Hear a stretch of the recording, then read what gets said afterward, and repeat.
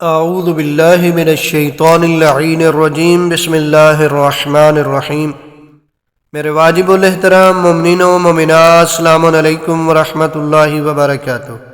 مومنین کرام، شب جمعہ کا بڑا ہی جاندار اور مؤثر ترین عمل دینے جا رہا ہوں۔ اس عمل کی برکت سے آپ کی مالی پریشانیاں دور ہوں گی، رزق کی تنگی کے مسائل حل ہو جائیں گے، رزق میں وسعت ہوگی، برکت ہوگی، فراوانی ہوگی، یہاں تک کہ مشکلات بھی دور ہوں گی۔ معصوم کا دیا ہوا وظیفہ ہے، ایمان و یقین کے ساتھ کریں گے، انشاءاللہ یہ عمل آپ کی زندگی کو بدل دے گا، زندگی میں سکون آئے گا۔ امام علی زین العابدین علیہ السلام کا بتایا ہوا عمل ہے۔ فرماتے ہیں کہ فقر و پریشانی سے نجات کے لیے شب جمعہ 2 رکعت نماز بجا لائیں۔ طریقہ کچھ اس طرح سے ہے کہ ہر رکعت میں سورہ حمد کے بعد 70 مرتبہ سورہ علم نشرح پڑھیں اور 11 مرتبہ سورہ صاد کی آیت نمبر 9 اور 10 کو پڑھیں۔ شب جمعہ 2 رکعت نماز پڑھنی ہے۔ طریقہ کچھ اس طرح سے ہے، ہر رکعت میں سورہ حمد کے بعد 70 مرتبہ سورہ علم نشرح، مختصر سا سورہ ہے، اور اس کے بعد 11 مرتبہ سورہ صاد کی آیت نمبر 9 اور 10 کو پڑھیں۔ پہلی رکعت میں بھی یہی پڑھیں گے، دوسری رکعت میں بھی الحمد کے بعد یہی پڑھیں گے۔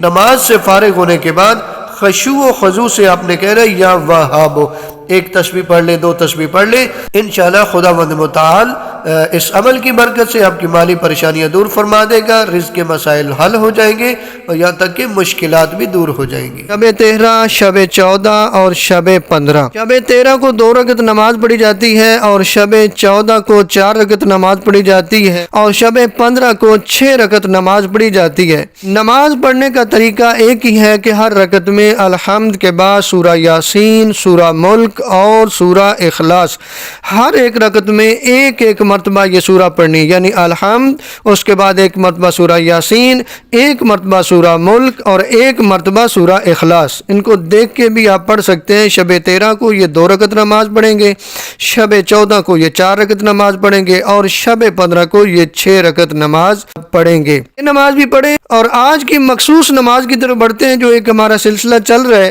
شب 13 شعبان کی نماز، یعنی 12 اور 13 شعبان کی درمیانی شب کی نماز۔ نبی اعظم فرماتے ہیں 2 رکعت نماز ہے۔ فرماتے ہیں جو شخص ماہ شعبان میں یعنی 13ویں شب میں 2 رکعت نماز بجا لائے کہ ہر رکعت میں الحمد کے بعد سورہ 3 یعنی بسم اللہ الرحمن الرحیم والتین والزیتون وطور سینین وہذا البلد الامین 1 مرتبہ تلاوت کرے، ثواب کتنا ہے؟